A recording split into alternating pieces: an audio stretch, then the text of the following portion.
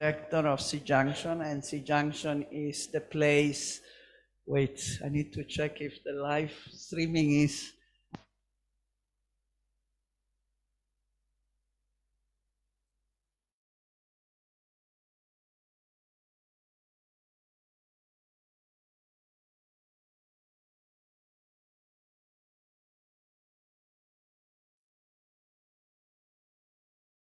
Was on, but anyway, I will repeat. I am Sciorrtino. I am the founder and director of SEA-Junction, and SEA-Junction is the place you see here, a public venue devoted to Southeast Asia, the challenges as well as the beauty of this region. And we have given a lot of attention to the situation in Myanmar since even before the coup, since the Rohingya case, and then later on with the coup, we have continued to try to keep the attention to what is happening in Myanmar through exhibit as well as monthly updates and other events related, trying to promote public awareness of what is happening in Myanmar.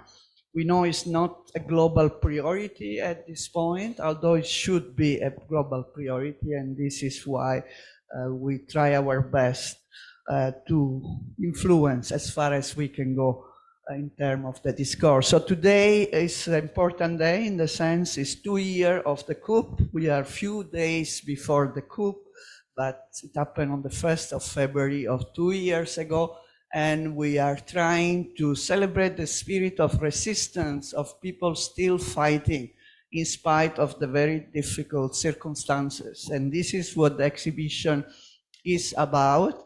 And we have a panel of 4 people, 2 online. I don't know if Aung is going to appear soon, but we have 4 people, 2 online. Aung is the editor and founder, of Irrawaddy, one of the main media on Myanmar and also on Southeast Asia. Then we have Gwen, who doesn't need much introduction. I think everyone knows her as the chef of Nikkei Asia, as well as former president of FCCT.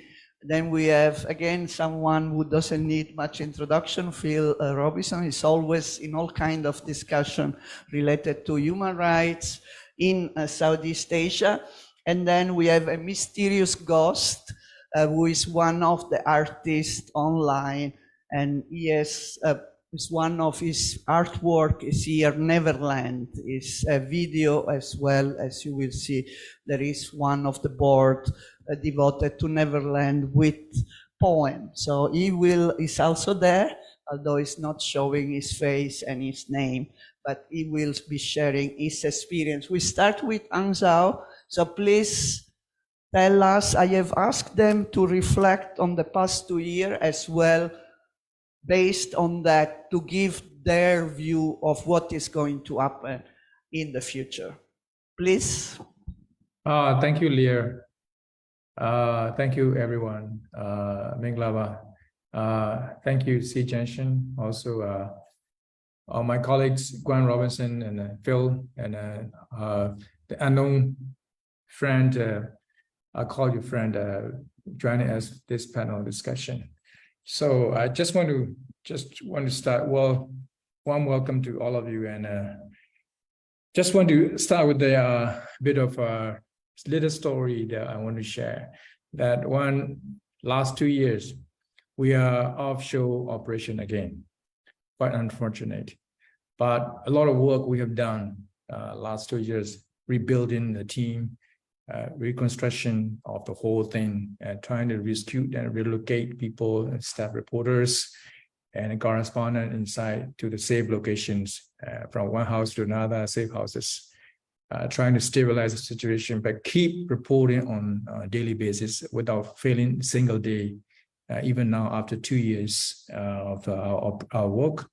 Also this year, I'd like to remind you that thank you for your support, and we are celebrating 30-year anniversary of our founding.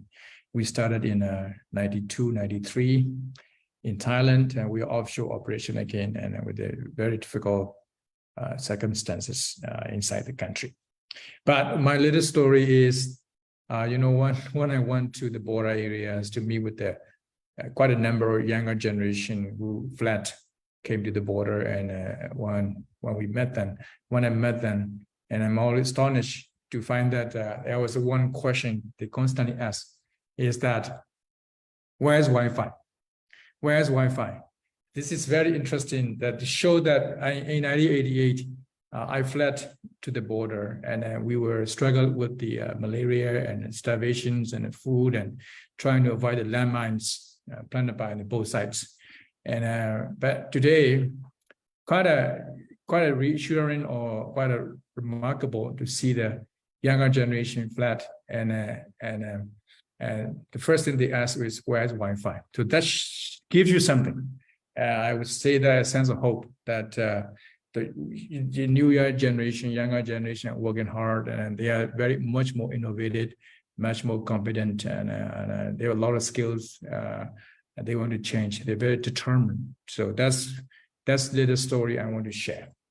And before that, I want to jump onto numbers.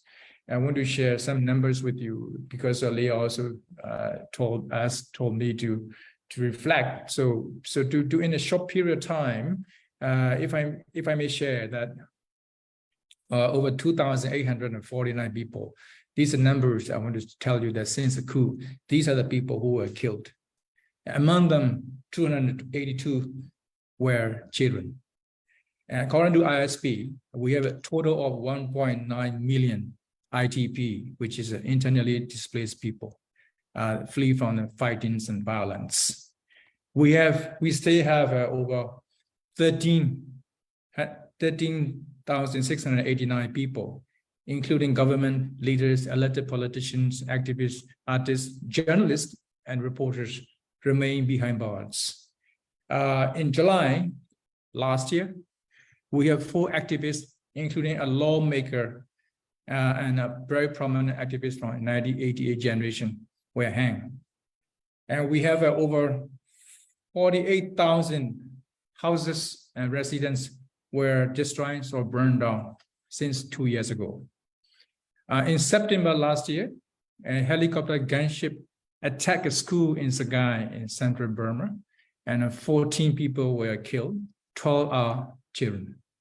And in October last year, the military fighter jets bombed a concert where the Kachin politicians and leaders and Kachin insurgents were having celebrations. I think over 80 people were killed in that incident alone. So these are the numbers I just want to share, so that you can reconnect and also remind ourselves that things are not going well inside the country. And one thing I want to tell you is that the coup is failed. I'm still surprised to say this. I kept saying this. In 2 years ago, we talk about attempted coup. I was skeptical because of as a journalist, that I thought that the forces, the military, which is very brutal and violent, they can win over because they can crush the dissidents. And as we saw it in a previous 20, 30 years ago in 1988. But I'm surprised to say even today to share with you that, or pleasantly, or whatever we may describe, that the coup has failed so far. And the regime cannot control the country. The country sadly is falling apart. And people are still resistant.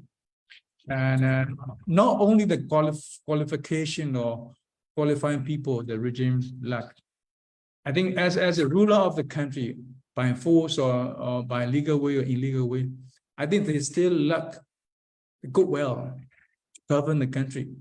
And they have very little support from the populations and the people. And that's why I think they are losing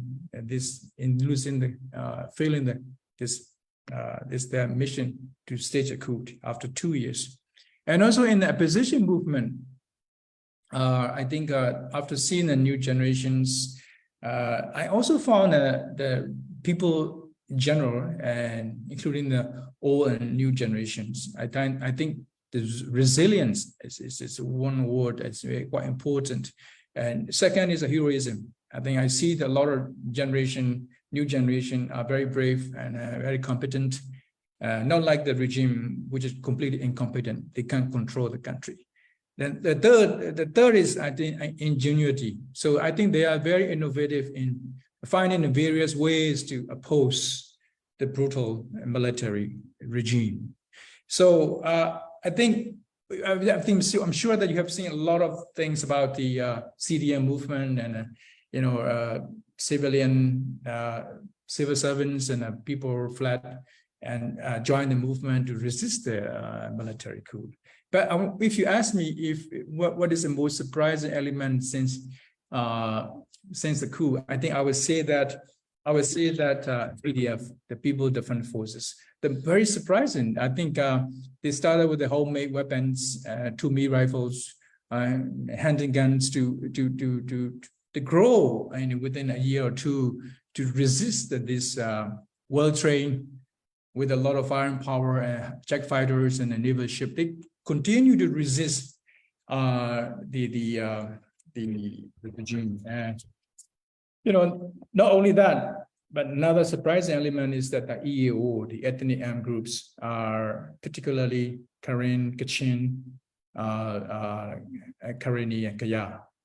They have provided sanctuary and trainings, support to those PDF forces, keep resisting that and expanding their territory and including some form of governance in some areas. Even in I think in Saga state, I heard that there are over 3,000 or 4,000 schools running under the PDF and opposition forces, including I think Sierra government and UG. So that alone shows that whatever we as a journalist estimated or analyzed on situation on the ground remain very, very unstable.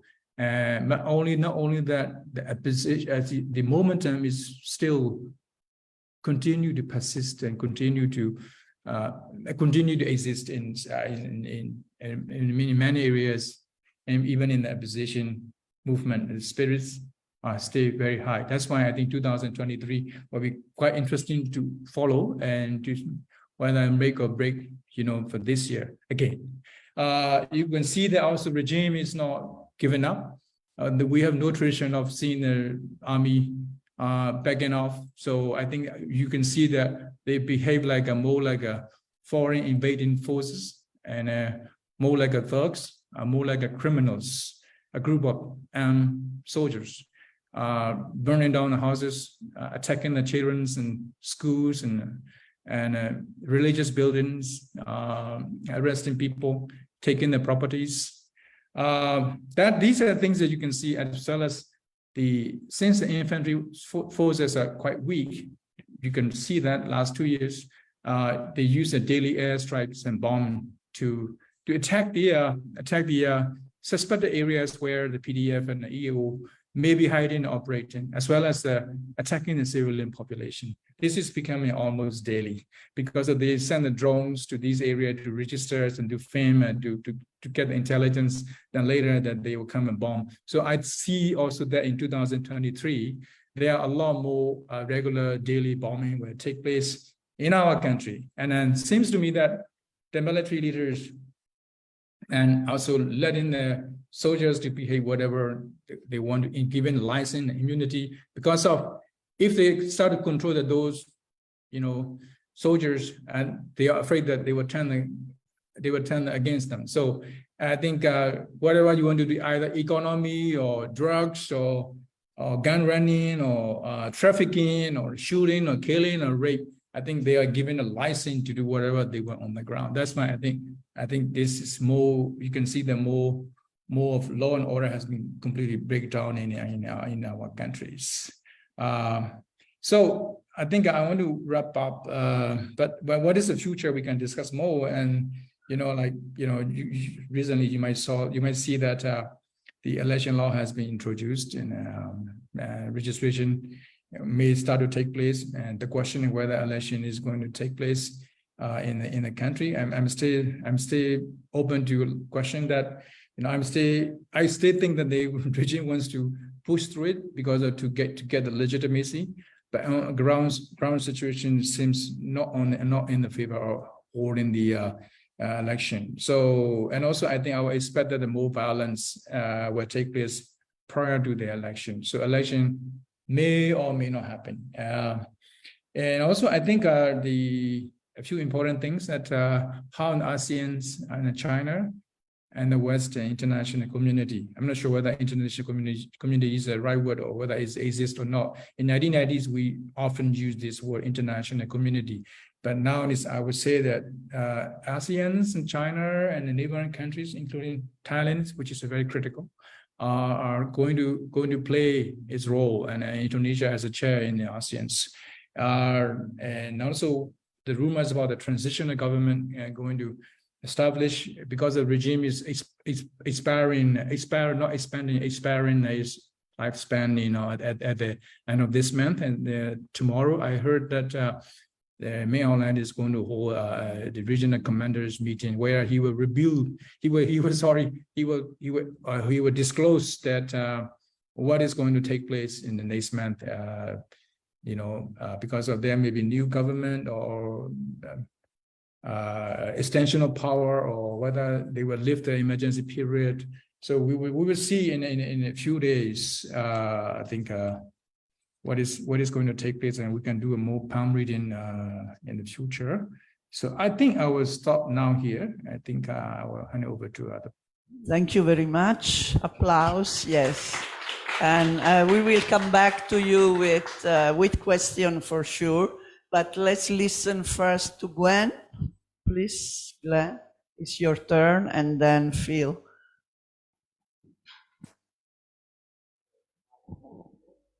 Hi, everybody. Thanks for coming today.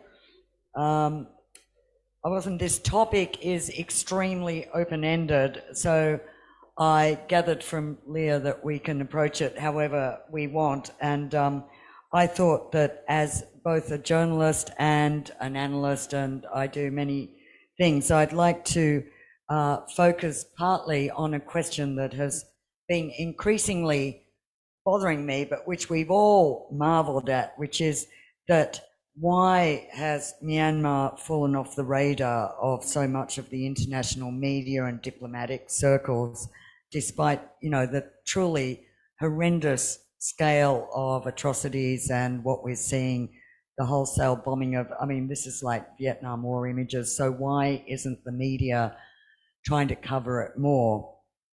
In part, I think it's due to editors or those who control international media in terms of their perception of news priorities. Myanmar stories just don't, for whatever reason, often attract the readership, the viewership and traffic, and TV networks are reluctant to run stories as they don't have their own live footage, or many refuse to use the abundant selection of video and images uploaded by legions of brave citizen journalists and local media. They just won't. And of course, it's really impossible for foreign media to get into Myanmar, apart from some very brave ones that sort of get across the border. Then I'd say that it's also the fault of a lot of governments who are more preoccupied, possibly justifiably in the case of Europe and sort of countries in the region, with Ukraine and the horrors going on there. But that's another whole topic. There's also, I think, though, some fault with leaders and members of the resistance, from civil society organizations to EROs, ethnic resistance organizations, and many others, bearing in mind that the resistance is not monolithic, unlike how some people portray it. I think resistance groups tend to focus, perhaps sometimes too much, unrelentingly on streams of daily reports about atrocities, dire human rights violations, humanitarian crisis. These are very, very valid and important points. But to get more media attention, I think they could think harder to present stories in different ways, as could, obviously the media, Recent research, for example, very good research showed a very thorough survey portraying the alarming rise of doxing and harassment of women connected to the revolution. And that kind of story plays to broader audiences across the world concerned with women's rights and women's status. The same kind of audience that care a lot about what's going on, for example, in Afghanistan with women, or stories about, you know, even Aung, as Aung mentioned, the ingenuity of the revolution. I mean, some amazing stories, very positive ones about great ideas, innovative education methods. We're seeing at CDM schools, profiles of unusual or outstanding people, perhaps, you know, ingenious ideas that reach across a narrow Myanmar focus. So, you know, I'd say it's a combination of all these factors that we're not seeing this big coverage of Myanmar as, well, as we did in the early months of the revolution, because it was such a wow story. I think really the world is becoming inured to the daily body counts, and it takes really, I mean, atrocities beyond horrendous to get any attention these days, like the destruction of a school full of kids. You know, that made the news. So, you know, it's tragic, but it's true. I think more broadly, it's time also for the resistance at the 2-year mark to look at issues, both unintentional and deliberate, that hamper the way the movement is portrayed, and how different actors in the resistance reach out or don't reach out, or present themselves, or make access awkward or difficult. I can come back to that later. But I'd just like to draw attention to an opinion article recently run in my publication, Nikkei Asia, by Erin Murphy, who was based in Myanmar with the US Embassy and also earlier the CIA, and wrote a book about US policy in that period. She's now at the Center for Strategic and International Studies in Washington. I'm not saying that I agree on all fronts, and it's certainly a Western-centric view, but in comparing the remarkably high profile of the Ukraine war with the very low media play of Myanmar, she makes some very excellent points, and in particular the top reasons she gives, and I quote, "First, as we all know and understand, Ukraine is a sovereign nation that was unjustly invaded by another sovereign nation. And also I would point out also that it's increasingly a proxy war. Interestingly, though, you'd never know that the Myanmar military is fighting its own people, given the level of atrocities, whereas actually what you can say for the Russians is they're fighting people they perceive to be foreign. But it's truly shocking when you see the amount of military expenditure, the might, the planes, the jets that the Myanmar military is getting, bombs, all for killing its own people. It's somehow even more horrendous. But anyway, that's by the by. Second, the aggressor's finances were easier to target. Russia is integrated into the global financial system, has trade relations with large economies, and has interests in critical sectors. So coordinated financial sanctions have had much more impact than sanctions on Myanmar, which by contrast is hardly part of the global financial system, mostly because of decades of the economic mismanagement and isolation under previous military rulers, and the impact of global sanctions imposed since the 1990s. I would point to the recent Financial Action Task Force, we call it the FATF listing of Myanmar. It hasn't had the big impact that some had hoped. And that's because Myanmar's key exports, including gas, timber, jade, gemstones, don't really reach Western markets and are not really targetable in the way that Russia is. Russia is a very big and important target. Even cutting Russia out of the SWIFT system has crippled a lot of even ability to use credit cards, international banking, etc. Myanmar barely, had credit cards. The country's main trading partners, especially its fellow members of ASEAN, as well as China and India, also, it can be said, don't enforce Western sanctions, whereas Russia's key, Germany and others, which are key customers for Russian oil and gas do.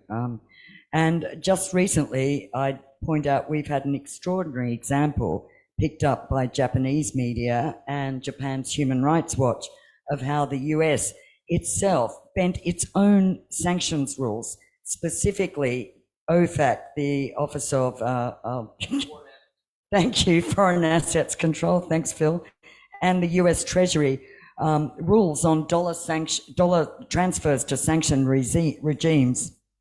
The US gave exemptions for a Japanese company to make huge transfers, so far this year nearly $2 million, directly into Myanmar military-controlled MEC, Myanmar Economic Corporation, for an ongoing massive infrastructure project funded by Japan's JICA. That's the Bago Bridge project. So, oh my God, when you see that even the US is bending its own rules to let, someone like Japan transfer money to Myanmar, you're thinking, wow, I mean, how many others are getting exemptions like this? Clearly, the military is not on its knees, and very bad news. I'm not going to talk about the economy here, but I watch it closely. It's not imploding. I mean, Myanmar, the economy is limping along. It's not like it was, but it's still, it's still limping along, and the generals have a lot of mileage to go, especially considering that some of the other big friends of the junta, including China and India and Russia, have stepped in to fill the gap. But most of all, and I paraphrase Aaron, the problem for Myanmar's international profile, I think, is about leadership and also about unity, and how a core part of the resistance, the NUG, the National Unity Government, is partly hamstrung by the shadow of Aung San Suu Kyi and its old leadership, which in the hierarchical sense, I think still does weigh on certain flexibility that the NUG can exercise. Ukraine, on the other hand, has the advantage of a courageous, charismatic leader who's won the respect of the international community and is out there every day. He never stops. He's articulate, he's accessible, and the media team around Zelensky really has advanced in extraordinary ways. So we all know, I don't need to say, there is no Zelensky-like figure in Myanmar's resistance. Nobody who's a real rallying point and a unifying center. There's very charismatic ethnic leaders. There's some incredibly bright people in the NUG and NUCC, particularly amongst civil society and other sectors, even very charismatic PDF commanders, but none of them have the mandate or pedigree to step forward and say, I'll be the one. Unfortunately, I don't see anyone emerging. And I think this underlines the biggest threat to the resistance, which is this fragile quest for unity and to keep and maintain unity. Increasingly, it seems really that gains on the battlefield are totally interlinked with efforts to unite and coordinate between elements of the resistance and EROs. So there's an increasing dynamic, I think, that we're seeing more and more coordination amongst on the military side, which I think will ultimately lead to more unity over issues like negotiating a post-coup transformation of political power. But that is just not happening right now. And that is what makes, I think, the military effort and more coordination in the resistance on the battlefield important to further progress on negotiations. How am I going for time, Liam? Have I got a few more minutes? I wanted to talk about elections, and so that's where elections come in. There are many reasons that Min Aung Hlaing's election plan, I would say, is a great opportunity for the resistance. I think we should see it as really an advantage that can be exploited. The more we know about this plan, from the distorted new proportional representation system to the requirement they've just imposed that any party running union-level candidates must run candidates in more than half the country, which of course knocks out any ethnic party, let alone the huge cost for any party to register, which I think works out to about $43,000 just to run in the election. Who has that in Myanmar? The easier it should be to completely discredit this exercise. I mean, even the junta is doing it to itself with these stupid rules, because who can point to it and say it's free, fair and accessible even before it's run? Most of all, you know, this election is an ideal rallying point. It's a unifying issue that all forms and arms of the resistance can come together on. There's already a well-coordinated committee set up that links NUCC, NUG and EROs in a combined anti-election effort.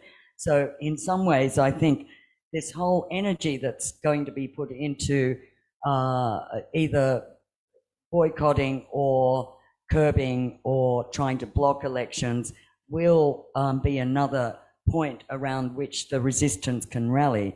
And second, given the likely outcome, either before or after, it's going to be a great moment to force the international community to come out, make a call. They will have to, each government will have to stand up and decide whether they recognize or don't recognize the election outcome. And I think it's fair to say that there is almost no chance that the election is going to even be mildly credible. So how can any, I mean, first of all, I don't think any Western government could recognize an election if it is completely a mockery and there's no resistance. Mind you, it happened with Cambodia, where the opposition party was simply eliminated and locked up and only one ruling party ran. So I'm not ruling it out, but I think on top of the violence that's going to accompany these elections and the fact that it is most likely, almost certainly going to be suspended in every area controlled by the resistance, it's highly likely that most Western governments will not be able to recognize whatever regime comes out of it. And I think I'll leave it there, though I've got a lot more to say. Hand over to Phil. I am sure there is more to say, and there will be question and give an opportunity to say more to all the speakers. Phil, please. The best part of following Gwen is she's covered it all and I don't have to say anything. Thanks. I'm Phil Robertson with Human Rights Watch. Let me thank Leah and SEA-Junction for inviting me to speak again today. And as we approach the second anniversary of this military coup, it's clearly become one of the most tragic dates in that country's history. Today, we've got more than 1.2 million persons displaced in the country. We've got over 34,000 civilian structures that have been torched by the military. Over 2,300 persons who have been killed by the military. Over 17,500 people being held as political prisoners. Food security, health services, livelihoods have collapsed, leaving more than 50% of the people now living under the poverty line. And you may ask, what is the poverty line in Myanmar? Well, it's 1,590 chats per day. That's about 75 US cents. Imagine trying to live on that. And, you know, the Myanmar military is, as you've heard from others, daily committing atrocities that we at Human Rights Watch and others have determined constitute crimes against humanity. Unfortunately, we're not seeing any sign of accountability for those crimes, either obviously within Myanmar, but also on the international side either. UN High Commissioner for Human Rights, Volker Turk, issued a statement yesterday. He said, quote, "By nearly every feasible measurement in every area of human rights, economic, social, and cultural, as much as civil and political, Myanmar has profoundly regressed. Despite clear obligations for the military to protect civilians in the conduct of hostilities, there has been consistent disregard for the related rules of international law. Far from being spared, civilians have been the actual target of attacks, victims of targeted indiscriminate artillery barrages and airstrikes, extrajudicial executions, use of torture, and burning of whole villages." That's pretty clear. It's pretty straightforward. You got to ask yourself, how many other places in the world is that happening? And if that's the case, why is there so little attention to this?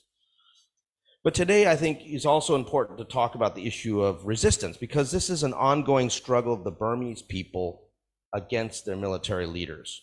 And those leaders, you know, in the military establishment, so full of arrogance that they believe that they have the right to rule forever, regardless of what the people want.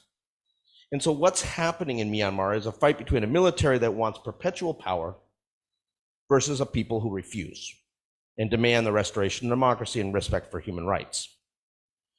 How many of you here watched this Netflix series Squid Game? Yeah, people watched it. Remember the part where they had the tug of war? You know, the tug of war where basically you're on the platform and whoever loses gets pulled off into the abyss. Well, that's what we're looking at right now in Myanmar. It's a tug of war between the people and the military.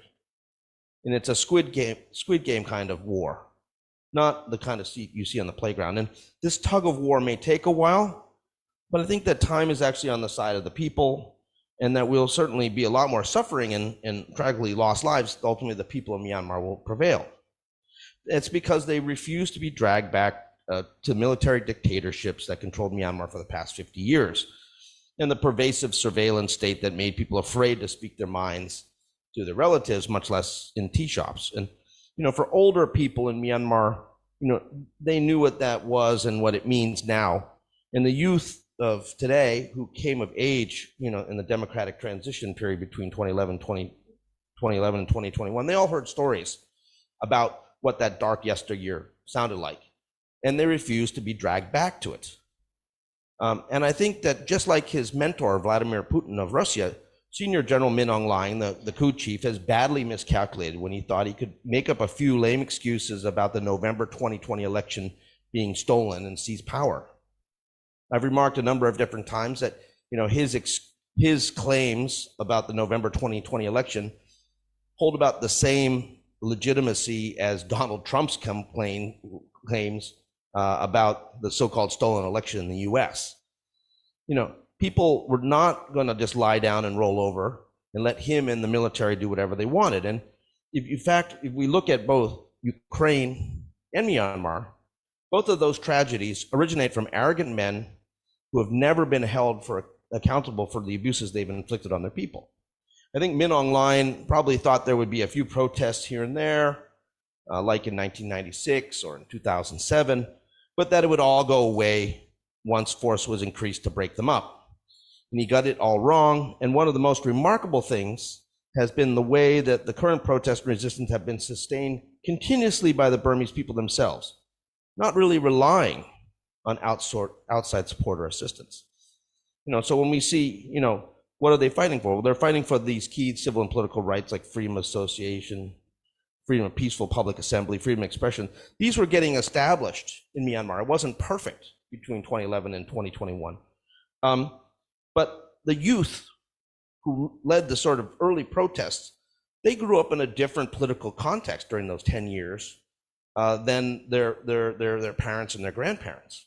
And, you know, they were not willing to give up those rights that they had been used to. I mean, and the rights, you know, we think about rights in a sort of specific context, but, you know, in the more general thing, it's like, okay, I have a mobile phone and I can like open my mobile phone and see what's going on in the world.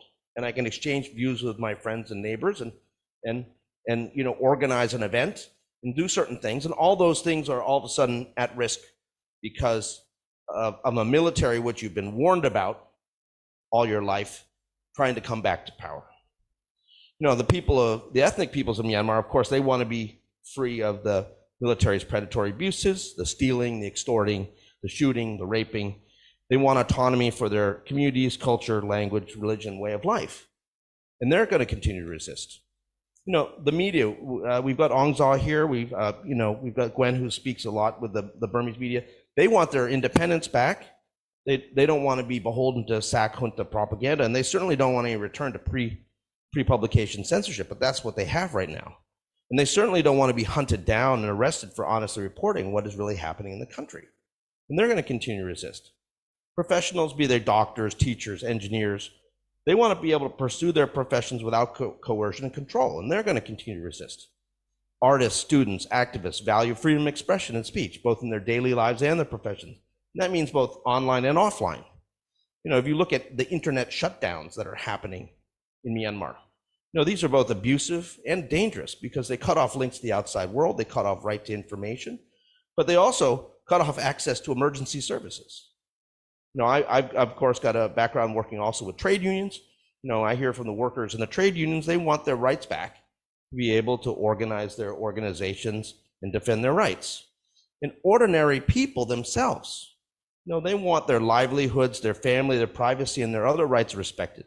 They want to be able to live their lives with the government as something that helps, not hurts, and certainly not something to be feared. And of course, no one wants the Myanmar Air Force to continue to drop bombs on their churches, schools, medical clinics, and their homes. None of that is possible while Senior General Min Aung Hlaing and the SAC continue their single-minded drive to hold power. The Burmese people realize this, and that's why they're going to continue their resistance for as long as it takes to win. Now, I think quite clearly the Myanmar junta has committed crimes against humanity against the people. These are systematic and severe abuses, and they are not occurring just under one military command or one police command or one area, but they're happening across the country. You know, we're seeing massacres in Karenni State, in towns and villages across Sagaing Division, in Chin State, and elsewhere.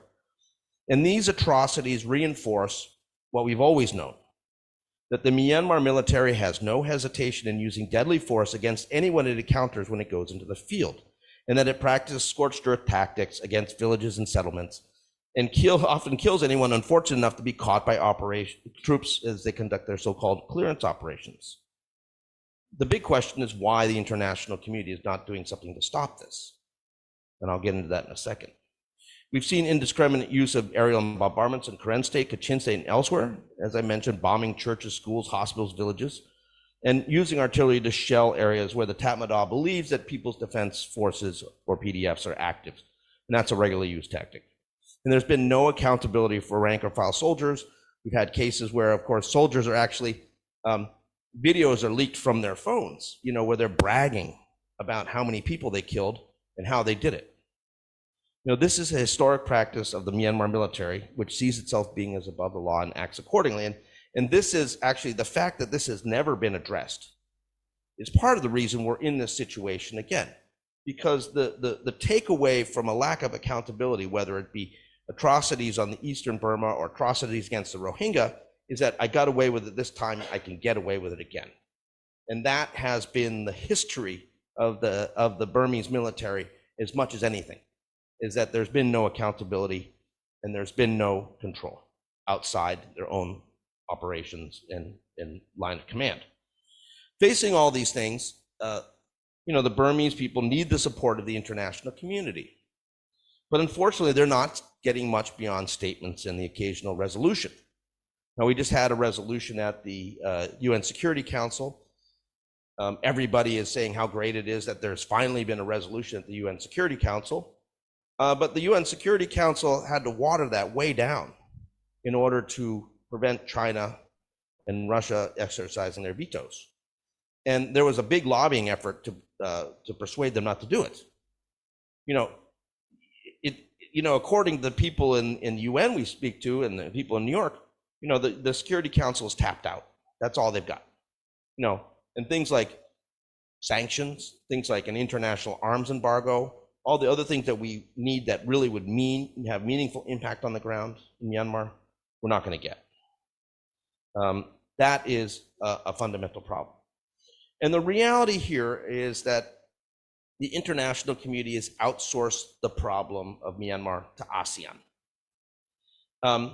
And hidden behind the convenient excuse that they are respecting ASEAN centrality in solving the problem. I think in reality, they're really too busy with Ukraine. And I would argue that ASEAN is perhaps the least suitable body in the world to put pressure on Myanmar.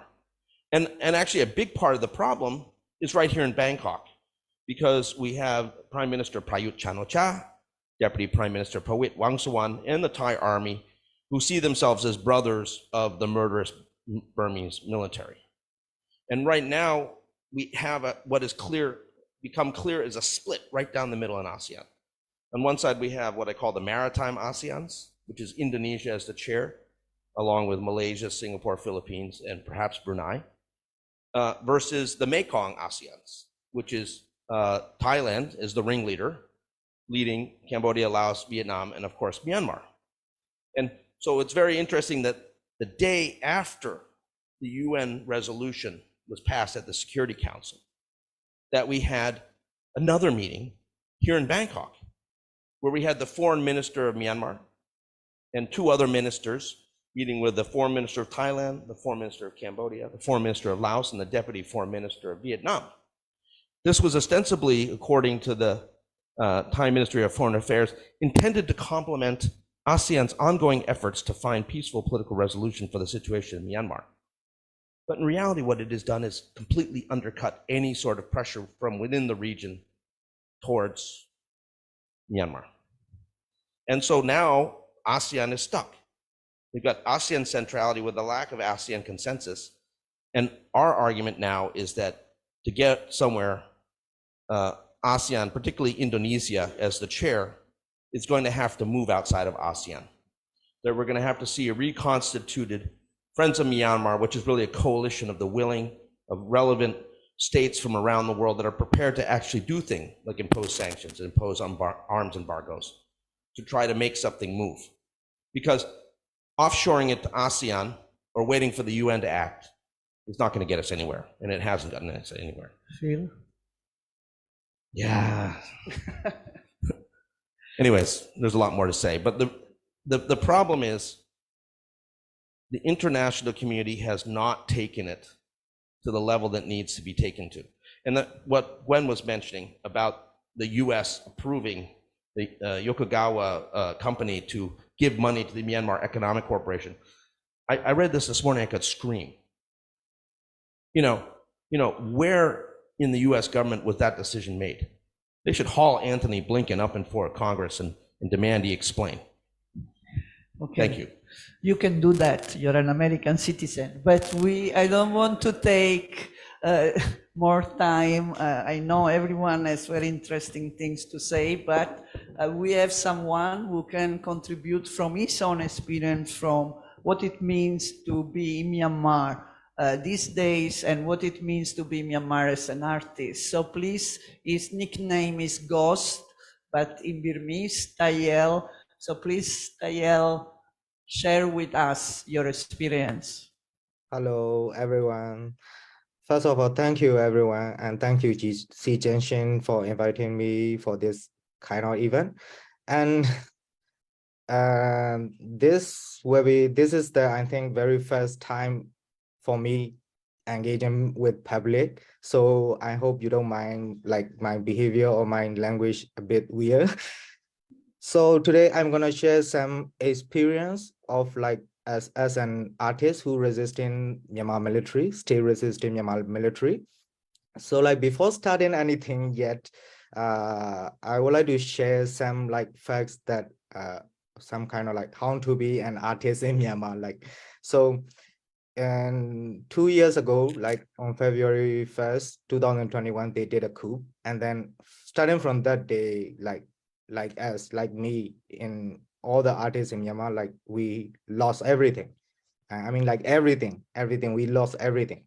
So in the beginning, we join in with the like protesting and marching along, but we know that it's not enough. We have to resist more, and they're gonna do more. So like one day in the early stage of protesting, like most of my friend, like artists, Myanmar artists, we have to decide.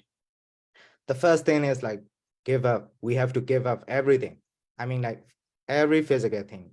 We have to give up like our apartment, our car, our belongings, everything, even our ID. Like if you still want to join the like resisting group or protesting group, whatever it is, you have to give up your like ID or your like everything.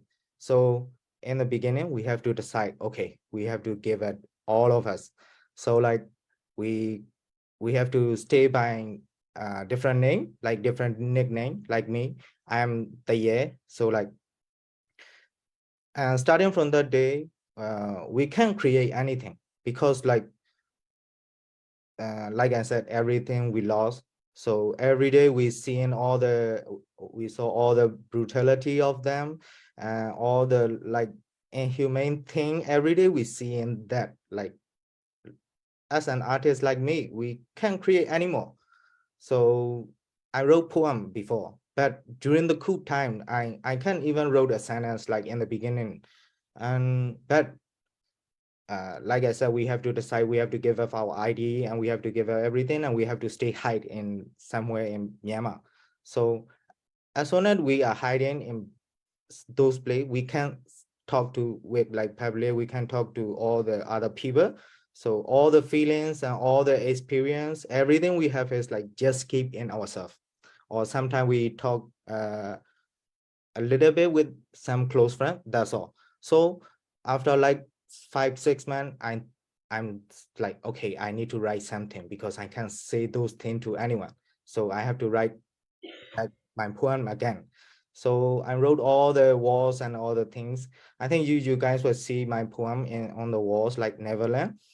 So first, I didn't give that title. I just wrote all the words I have in my mind. And after reading my poem back, I'll say, okay, what should I put title for this? So then I said, okay, Neverland, because we have nothing and we are going to one place. So that place is, I don't know where is it, but we believe that one day we will get there. So I get that title like Neverland. And another problem is like after I wrote those poems, who gonna read? So I don't have my like Facebook account or Facebook page, anything, and I can contact to my publisher and I can reach out to any friends. So all these poems I wrote is like just in that book, so nobody read it. And one day, like, I have a chance to publish that poem as a video. So okay, again, how can I create a video? Like, even me, I'm living inside a small room and I don't have any other thing except my phone. So okay, I can do it with my phone. So I record some of the footage, even only inside that room. I never go out that room to create when creating that poem. So like I just recorded all with my like decent phone, and I did that with the phone, and I submitted to and I have a chance to publish that poem. So after all those process, I just like ask myself, okay, so first I think I can never write a poem and I can never publish a poem like this since the February 1st, 2021. But I still have courage to write those things and to create those things, even I don't have any other things. I only have a phone and I create those things. So I just want to close this with the title of this exhibition. We never give up. We don't need to give up. Like in the beginning, I said I gave up all the things. I mean that give up thing is like everything we own in the previous before 2021, we had to give up if we want to get a new country. So as soon as we decided to give up the old, we have to build a new one. So I think we are now inside the period of building a new country. So we never give up. Thank you, everyone. Thank you. Thank you for sharing. And Neverland is, you can see Neverland in the television on the wall, as well as there is one board with the poem, with parts of the poem. But I open the floor to 3 questions first, and then to whoever you like to. Okay, one first, David, introduce yourself. I'm David Feingold from Ophidian. Couple of things. One, I'm really glad the Irrawaddy is publishing, because otherwise my reading would be a lot less interesting than it is, because I'm a dedicated reader. Secondly, the admiration for the bravery of artists who often have a choice as to whether they're going to engage or not is something that I think has to be recognized. But I'm going to make a very short statement. I first walked into Shan States in 1964, when a lot of you were a lot younger. And 2 British filmmakers and I did the first films on the Shan Rebellion.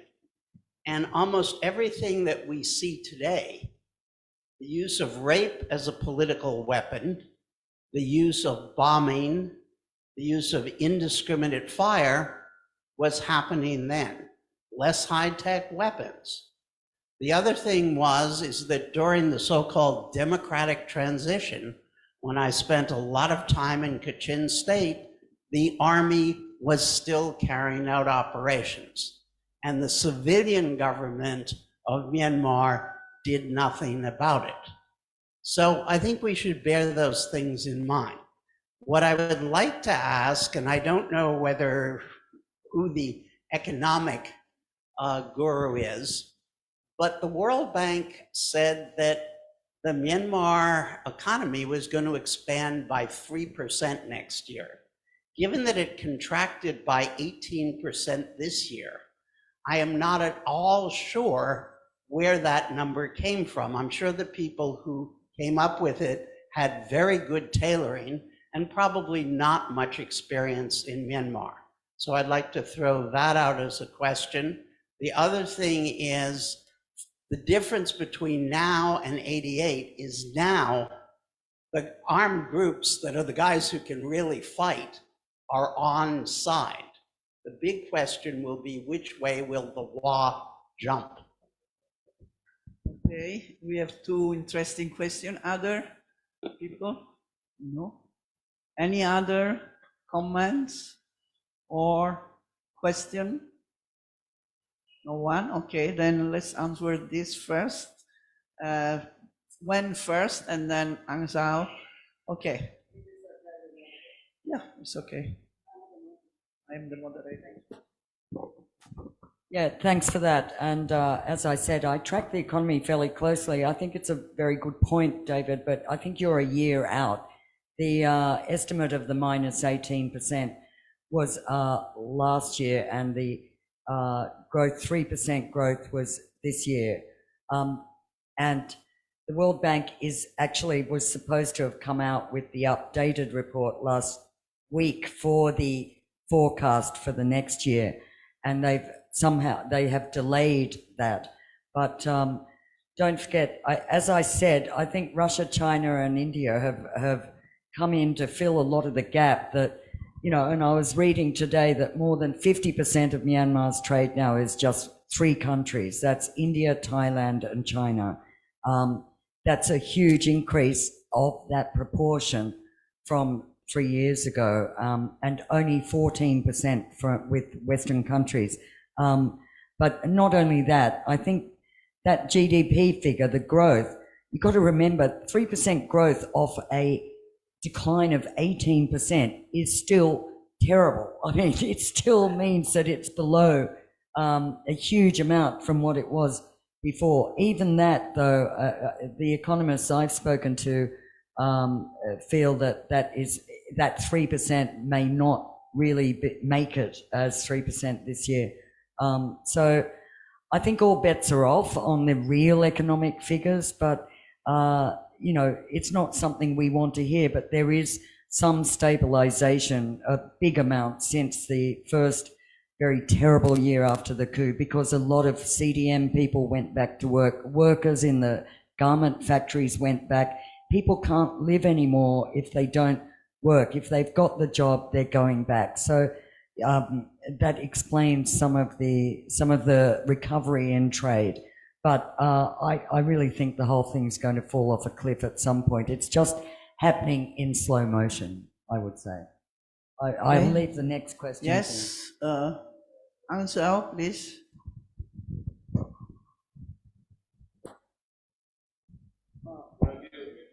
Wait, you're muted. Yeah. Thank you, David and Gwen. Thank you, David. So good to see you there. And well, I think Gwen explained it all, that Myanmar economy is informal economy. You can see that since the coup, there were a lot of drug trades and opium production rising. So there are different groups in Malaysia, and government or regime affiliated groups are also involved in a lot of illicit trades and arms smuggling and human trafficking If you look at along the border areas, economy is booming from both sides because of it's a lucrative trade in terms of human trafficking, in terms of drug smuggling and arms, and you just name it, gambling and casinos and everything.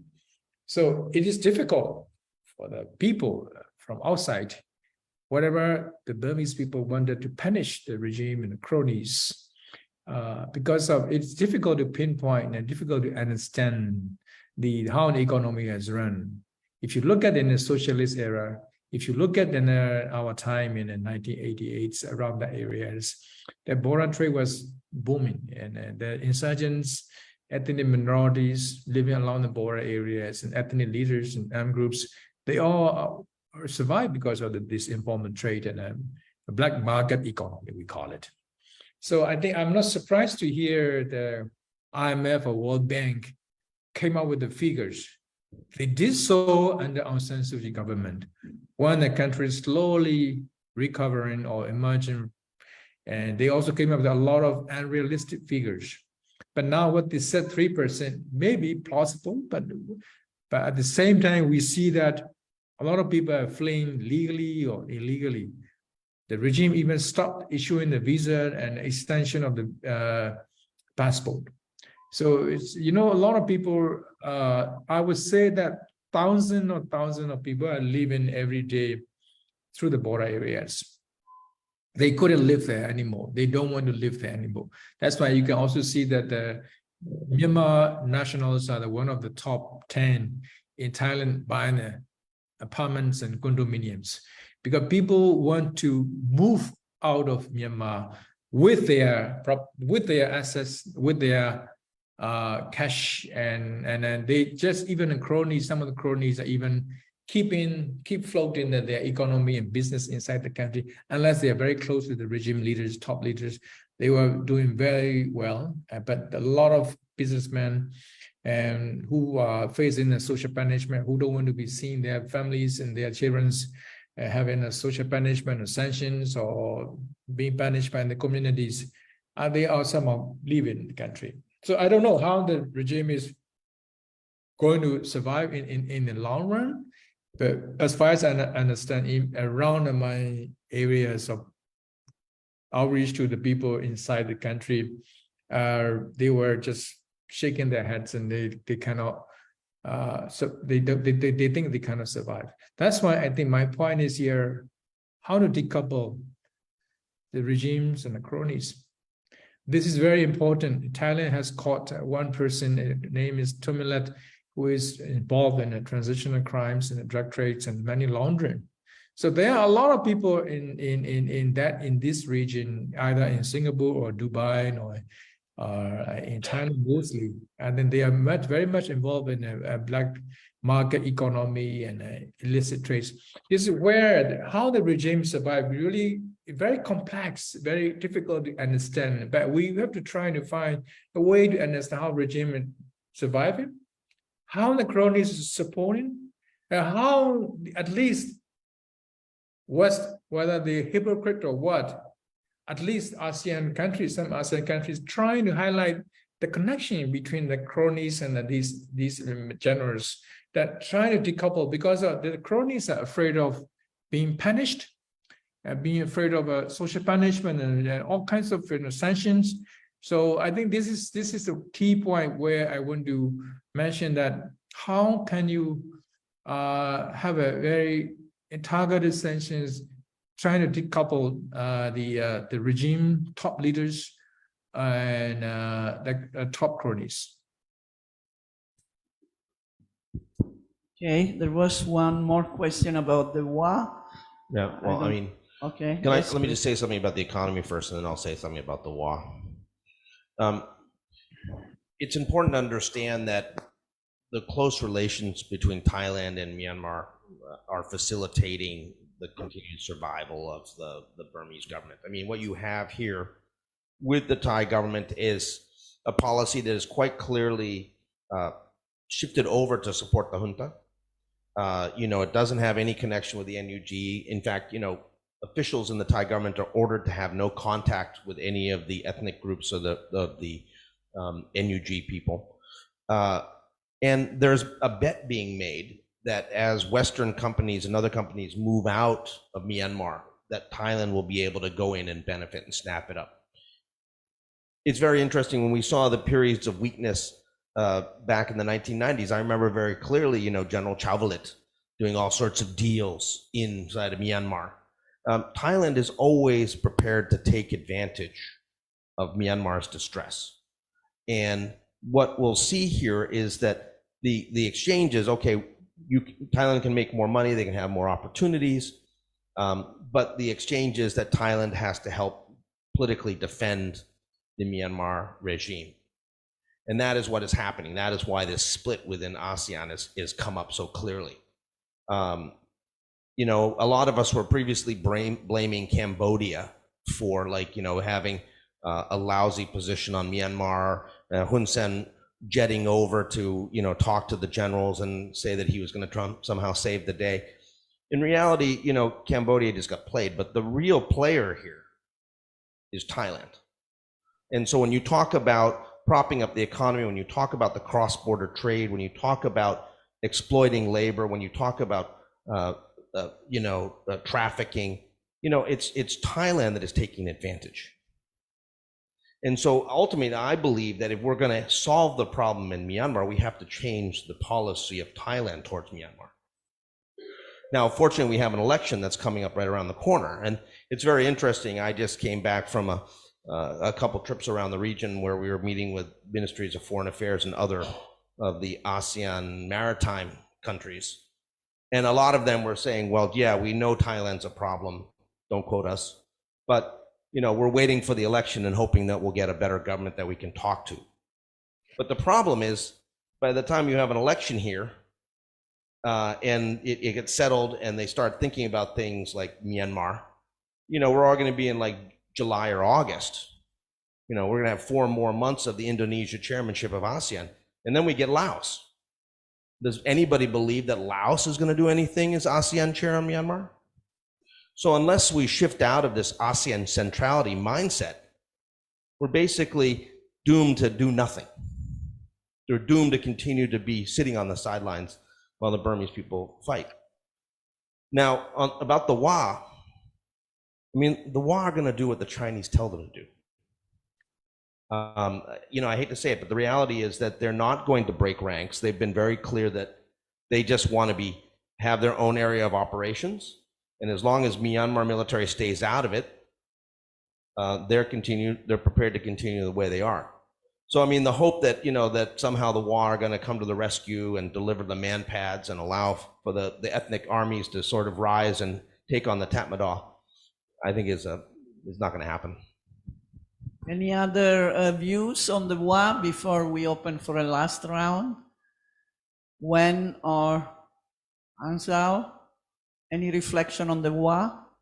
I think not just WA alone. I think Phil was right, but also I want to point out that Gogan and TNLA and all these ethnic forces in the north are surprisingly more collaborative with the PDF forces, providing trainings, and that raised a question of which direction China was taking. We have to be very mindful of China's, as you know, they're very powerful and very influential. And China suspended or canceled the last summit of Mekong Lanchan summit because of probably snap to the regime. And I think China is taking a very interesting, I would say the interesting role in this drama, in tragedy in Myanmar, because of China makes friends with everyone in Burma, not with the regime alone, with the NLD, with the EAO, even with the having some kind of informal relation with the NUG and the new players. So I think China is important, the West important in terms of taking a more high ground and imposing sanctions and targeted sanctions and shaking things up, maybe. But I think China and ASEAN is important. I think ASEAN is, as you said, is very divided, and time is very short. But hopefully, Indonesia will take a more decisive, or forced to take a more decisive decision on Myanmar in the coming months, maybe. I'm very doubtful, but also the 5-point consensus is going nowhere. It's kind of bullshit. It doesn't work with Myanmar issue. Doesn't really fit into Myanmar situation. 5-point consensus. So, I think given all that, I think what I really want to say is regime is completely out of touch.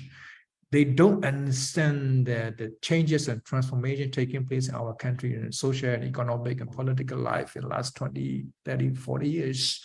That's why they staged this stupid military coup against the will of the people. And I think that's the reason, no matter what the West or Murphy or whoever said, I think they cannot win. I think because it's important that people's support is important. Wherever you do the elections or referendum or whatever you want to do, without the people's support, the regime cannot win. So that's very clear message. I think I'm also very surprised to say that as a journalist and very skeptical and very independent-minded person, not associated with anyone, any political groups, I'm very surprised to say that after 2 years, the momentum is still going and people are very going strong against the regime. This is remarkable, I think. Okay, Gwen, please. Yeah, I just wanted to just pick up on this thing about the WA, and I totally agree with Aung about the role of China. But I think particularly if we're looking at some shifts, a lot going beneath the surface, and I think also the appointment by China of a new envoy for Asia that liaises with Myanmar, Deng, to replace the previous Asia envoy, Sun Guoxiang, is very interesting because Deng's first visit, or Deng as they pronounce it, I think, to Myanmar, he kicked it off by meetings going straight to the Northern Alliance areas. I mean, seeing the WA and seeing other groups up there and holding a meeting just across on the Chinese side of the border before he went to Naypyidaw to see the junta. But in addition, I think absolutely feels that the WA would be critical. They could change the whole thing by the weapons they could deliver. But that said, I think we know that they do want to keep some foot in the, they like to stay out of it. They're so powerful, they don't need to make friends, but they don't want to necessarily make enemies either. And there are weapons coming out of WA, but more importantly, WA is hosting a lot of the key Northern Alliance ethnic groups as well. They're all hanging around the WA capital, and they all have good relations with the WA. So I think there are things moving in there, and we also know that the junta's a bit rattled with signs of some tensions with the China relationship, and they weren't happy with China's evident active involvement with the Northern ethnic resistance organizations. Okay, thank you very much. Now I open for the last round. If there are pressing questions, yes, one.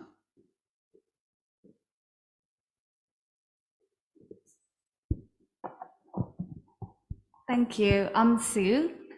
What has happened to Myanmar in the past 2 years and what is happening now is extremely sad and horrendous. I don't know how many of you here are in some organizations that can make great impacts and help Myanmar in their fighting for democracy. My question is, as someone like me, a nobody individual, like what can we do? Like something that everyone can do to help Myanmar fight with their democracy. And is there any other ways that every one of us could do to help, or maybe spread to other peoples who are not here today, so that we can help and support Myanmar people? Okay, Laurie.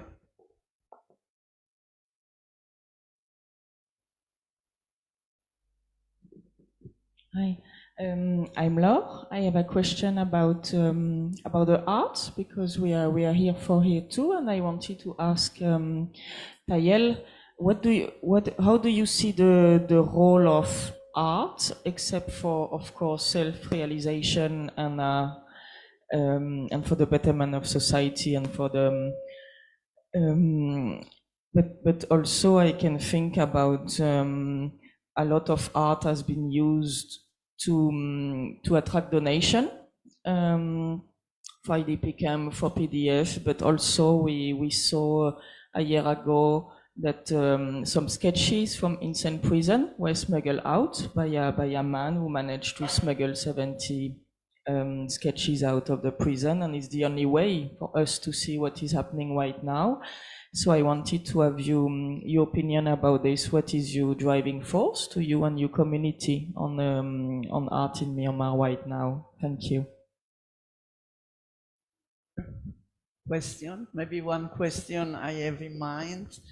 I mean, from my experience in Indonesia, I mean, how hopeful are you about Indonesia? We know President Jokowi really is in the last term and he wants to give a good impression, but is it real? Just to be cynical a little bit about that. On the issue of visibility, I am interested to know Gwen thinking, because I know Southeast Asia in general is invisible in Europe. I mean, it's not only a problem of Myanmar. In general, when Indonesia was under COVID with the highest number in the world, no one was talking about. So there is a general problem of Southeast Asia. And then Myanmar in Southeast Asia. So how to make it visible? I mean, it's related to what you have been saying, but I think there is really a structural issue that Asia is conceived as China and India and all the rest doesn't exist. Okay, this is for you all to answer. We will start this time from Tayel. Hello, okay. I think the first question is like how the people can help Myanmar people, how the people from outside can help Myanmar people. So like the first thing we need is like we need to spread all those information around the world, because like we are struggling inside our country and nobody knows, I think. So the first thing we need help is like information, our information to spread out the whole world. Because inside the country, like even normal people, they can even like a Facebook page like NUG, because if they like click the button like in the NUG page, and then if they go out and if they face a checkpoint, and if they see the post, he or she can be arrested. So like our information is like so limited inside our country, and even like in the country, sometimes some events in like Zagai or Magwe cannot be seen in Yangon or Mandalay. So like I mean, the SAC is trying to block all the information inside the country, what is happening in Myanmar. So like the first thing we need help is like information sector. We need to spread out all those information around the world, I think. And another thing is like, because we are struggling inside and we have to fight back the monster, so we need support, like physical support. I mean, all the like money, weapon, whatever it is, we need everything right now. So like you can help anyway, or you can help everywhere. Like even sometimes if you don't have money or if you don't have chance to participate in those kind of events, you can even follow the click to donate channel and give in the subscription fees. That's one way. So the people from Myanmar, like we creating all the other ways to help us, but the main thing is like we are a bit small in information sector and nobody see what we are doing. So like the first thing is like, please share our information around the world. I think that's the first question, I think.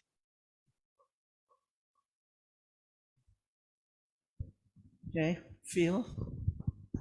I mean, I think in terms of impact, I mean, obviously, if you have financial resources, support the struggle, provide money. If you, you know, wherever you are, whatever government represents you, try to get that government to care about Myanmar, do some advocacy, try to reach out, try to your legislator or to official to try to get somebody to care about Burma, because I think the thing is that, you know, if there's more of a interest overseas about Burma, you're going to actually see then more demands for instance, media coverage. You know, we have to figure out how do we get the engine restarted again. During the first year, immediately after the coup, for about, I'd say 4 to 5 months, there was an amazing amount of media coverage in Myanmar. In part also because there was a lot of information coming out. There was all the videos of the mass protests. I mean, it was visually very fantastic that, you know, these peaceful, massive protests, people demanding restoration of democracy, you know, it was compelling.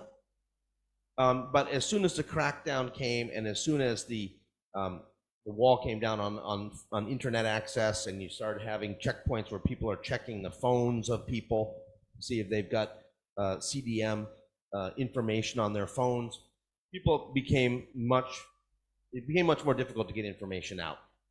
So now we have to outside generate more of the information. I think we have to have more of the engagement to pressure both policymakers, media, and others to care about Myanmar. So I think that's part of what we have to do. In terms of Indonesia, it's very interesting. You know, we were in Jakarta a couple weeks ago. We launched our world report there. And, you know, one of the things that the Indonesian government, I mean, on one hand, they're very interested in trying to do something on Myanmar, but on the other side, they don't want to have their ASEAN chairmanship defined by whether they succeed or fail on Myanmar. You know, Jokowi's got a big agenda of like economic growth and development. You know, he wants to see this internationally as a big push.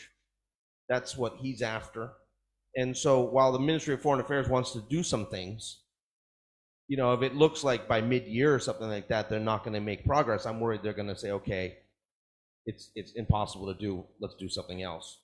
That's why we're trying to encourage them to come up with an idea of like creating a Friends of Myanmar in line with what UN Special Rapporteur Tom Andrews has been talking about, which is that there has to be a coalition of states that care about Myanmar that are going to go beyond just the traditional EU or ASEAN sort of frameworks and actually work together in a sort of coordinated way to really put pressure on Myanmar.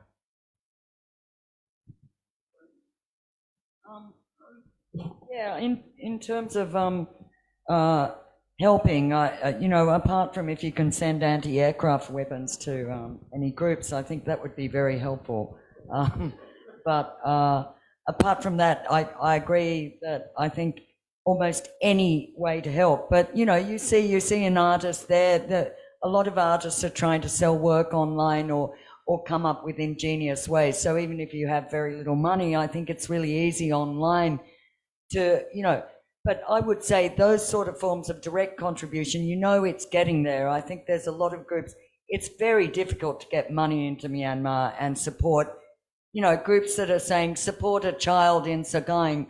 You know, it's very, I think it does require really scrutinizing what's this organization and how are they getting money in. Otherwise, I'm not saying don't give it, but I think it can be exercising more judgment and really thinking about how your money could really be most effective and get to the people you want to help, rather than just, you know, just falling for something that looks, I'm not saying falling, I don't think there's a lot of scamming, but you know, there's so much possibility if you look on the web and if you know people, and obviously I think anyone who's in this room know people who care about Myanmar, so I'd just advise. And if you want to help independent Myanmar media, Phil and I are on the board of the Foreign Correspondents Club of Thailand. We are helping independent Myanmar journalists. There's an estimated more than 200 in Thailand. A lot of them fled without their equipment. So even here's a way. I mean, we took up a drive for second-hand equipment, laptops, cameras, old phones. And that is something that really doesn't cost anyone if you're upgrading a laptop. Give a laptop to the Foreign Correspondents Club and we're going to get it to some journalists. There's also an exile hub in Thailand that is running facilities in Bangkok, Chiang Mai, and on the border with working spaces for Burmese journalists who are independent. And some of that equipment is making its way to them. We've given 60 pieces of equipment. So even that's not even any money, but we also have a fund and accept donations that go into grants to particularly small ethnic media, which is in a particular situation. I think the bigger, sorry, Aung, but the bigger really veteran organizations that publish in English as well as Burmese have a lot of reach and can have a lot of reach and also attention from donors, whereas a tiny little ethnic publication that only publishes in Kachin or you know, Shan or whatever can't even fill in a form in English to apply for a grant half the time. Anyway, so that's my 2 cents. And can I just say quickly on Asian visibility, I do think that ASEAN particularly is providing a fig leaf for the West by, you know, you saw the wording in the UN Security Council resolution, which was historic. It's the first resolution that's passed at the UN Security Council, mainly because of abstentions by China, Russia, and India.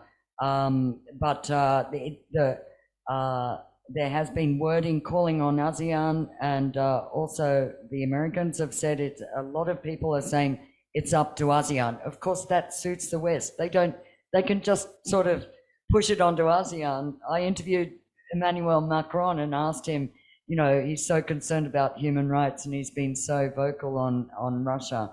You know, what about Myanmar? And he said, oh, you know, I care very much about human rights, but this is this is up to the Asian leaders. And it's, you know, there you go. It's really easy for a Western leader to say that. And it's right in a way. I mean, how's the British government going to go in and say, we're going to rescue Myanmar? They have to be very careful. There's sensitivities there. So Well, they can hit him with sanctions. Okay. And so, please, you are the last. If you want to conclude your concluding remarks. Oh, you are mute again. Mute, unmute. Sorry. I think it's very different. David question about the comparison between 88 and the now is very different.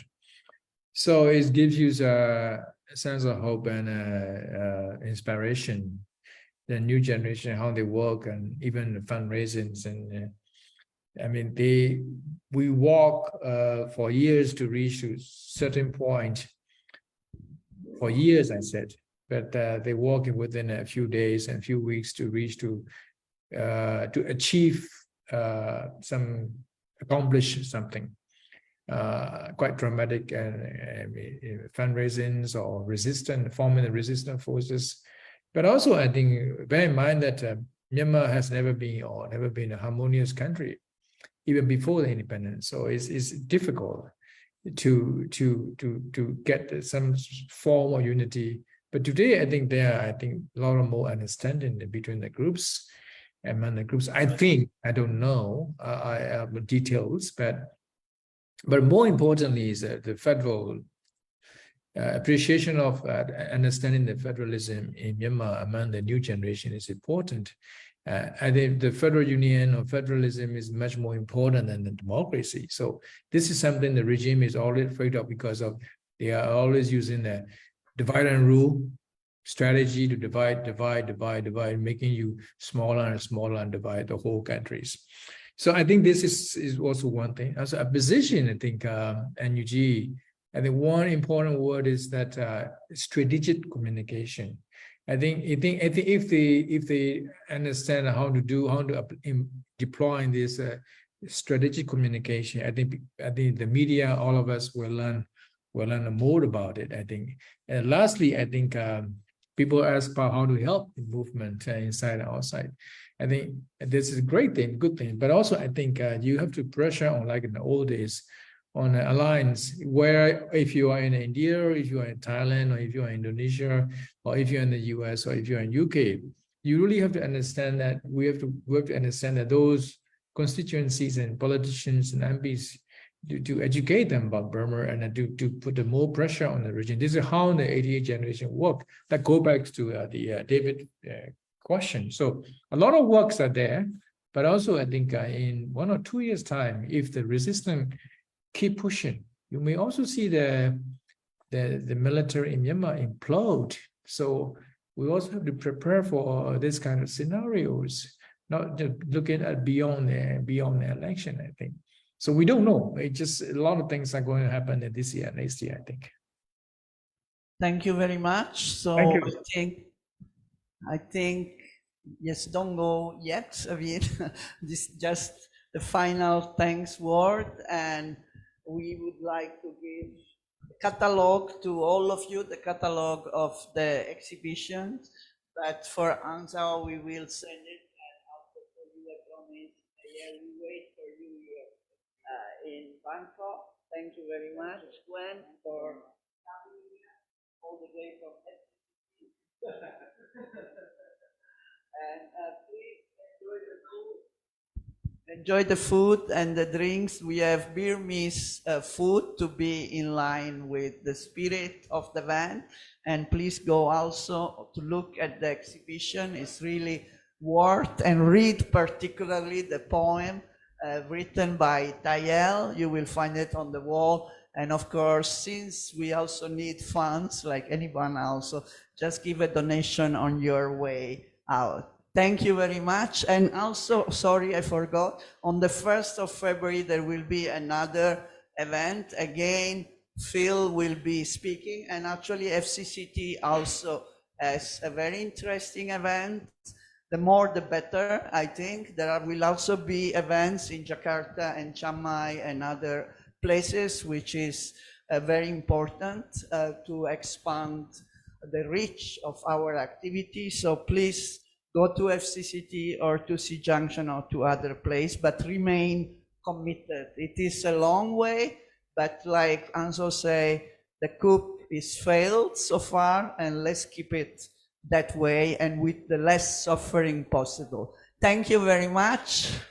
And again, let's continue outside. Thank you, everyone. Thank you. Bye. Bye. I am sorry you cannot come to eat with us. It's okay.